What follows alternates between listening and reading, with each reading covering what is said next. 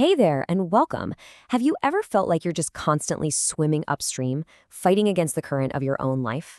Well, today we're going to dive into a really powerful idea that suggests maybe the best way forward isn't to struggle harder, but to just let go.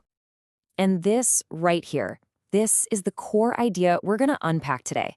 It's this deep, radical trust that things don't just happen by accident, but by a kind of design. So let's get into what that really means, how it works, and why it might just be the perspective shift you've been looking for.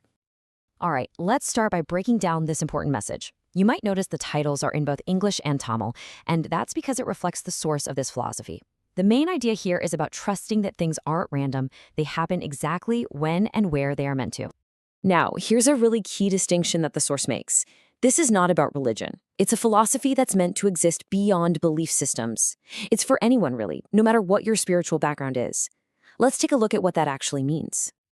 This comparison just lays it out so clearly. You see, on one hand, traditional beliefs often have specific gods and a set of rules you follow. But this universal belief is a bit different. It's all about a personal trust in some kind of intelligent ordering force, having faith not so much in a specific being, but in the process of life itself. Okay, so if we're not talking about a deity, then what is the universe in this context? What is this power that's supposedly running the show? Well, according to this way of thinking, the universe isn't just space and stars. It's the active, intelligent reason why things happen.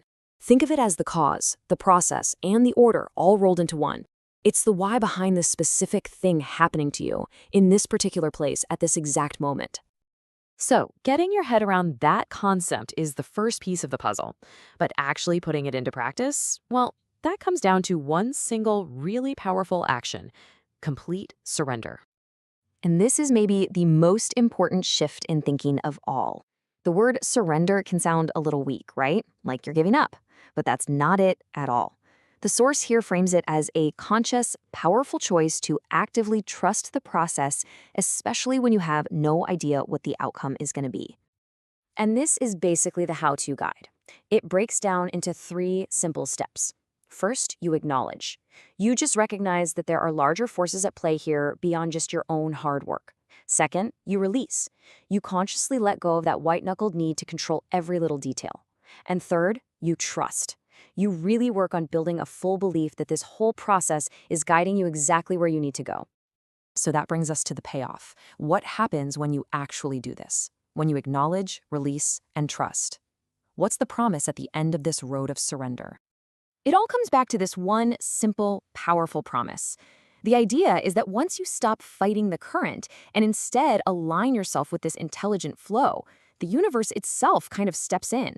The struggles, the worries that need to force things to happen, it's all replaced by a system that takes care of it for you. So, to wrap this up, I want to leave you with a question. Just think about your life right now. Is there a situation, a person, a worry, an outcome that you're trying to control or force?